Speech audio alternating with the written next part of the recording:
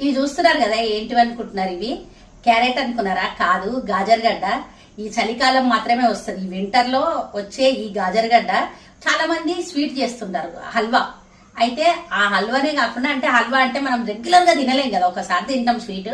కానీ మేమైతే ఈ వింటర్ లో ఈ గాజర్గడ్డతోని కర్రీ చేసుకుంటాము. వీక్లీ వన్స్ గానీ లేకపోతే ట్వైస్ కంపల్సరీ 1 కేజీ తెస్తే అప్పుడే అయిపోతుంది మాకు. మన నలుగురికి రైస్ కి కూడా బాగుంటది, జొన్న రొట్టెకి, చపాతీకి అన్నిటికీ బాగుంటది. ఇది మెయిన్ గా ఇప్పుడు మనకు బఠానీ కూడా వస్తుంది కదా, ఫ్రోజన్ బఠానీ తినడం కంటే ఇట్లాంటి అంటే ఉట్టి బఠానీ ఇప్పుడు మనం తెచ్చి నానబెట్టి ఉడకబెట్టుకొని చేస్తాము. కానీ ఇది ఇంకో టేస్ట్ ఉంటది, చాలా బాగుంటది. ఈ బఠానీ ఒలిచి దాంతోని ఇప్పుడు మనం ఈ గాజర్గడ్డ, ఈ బఠానీ కాంబినేషన్ ప్లస్ మెంతి కూర వేస్తాము. సూపర్ టేస్ట్ ఉంటది. ఈ కర్రీ తయారు చేసుకోవడం చూపిస్తా చూడండి. ఇప్పుడు ఫస్ట్ ఈ గాజర్గడ్డకి పొట్టు తీయాలి. ఏదన్నా అంటే ఇట్లా దుంపకూరలు మట్టిగా ఉంటాయి, మొత్తం మట్టిలో నుంచి పండుతాయి కదా, అందుకోసం కొంచెం పొట్టు తీసి కట్ చేసుకోవాలి. ఇట్లా పోపుకి ఉల్లిగడ్డలు ఇవన్నీ వేసుకొని దాంట్లోకి ఉల్లిగడ్డ ఫ్రై అయిన తర్వాత ఈ గాజర్గడ్డ వేసి, తర్వాత 1/2 మినిట్ అట్లా కొంచెం ఆయిల్లో గాజర్గడ్డ ఫ్రై అయిన తర్వాత మెంతి కూర వేసుకోవాలి. ఈ మెంతి కూర ఇంకా ఈ గాజర్గడ్డ కొంచెం ఫ్రై అయిన తర్వాత దీంట్లోకి మనం ఒలిచిపెట్టుకున్న బఠానీలు ఉన్నాయి కదా, అవి వేసుకోవాలి. ఈ గాజర్గడ్డ చాలా తొందరగా ఉడికిపోతుంది, ఎక్కువ టైం పట్టదనమాట.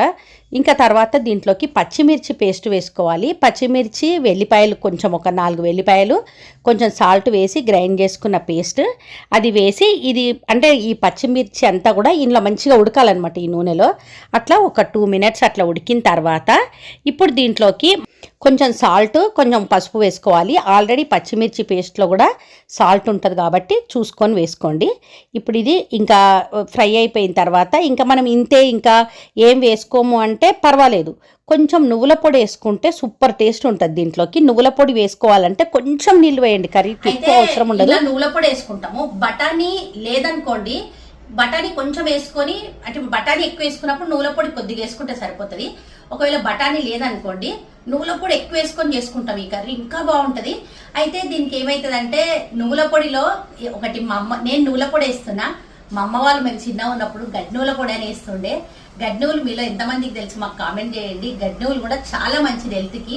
అవి కొంచెం నల్లగా ఉంటాయి, అంటే అవిసెలు, గడ్డి నువ్వులు 2 కంపల్సరీ తింటారు మా దగ్గర. 2 కూడా పొడిలు చేసి బాటిల్స్ లో పోసి పెట్టుకొని రోజు అవిసె పొడి, మా దగ్గర గడ్డు పొడి రోటీకి, రైస్కి తింటుంటాము.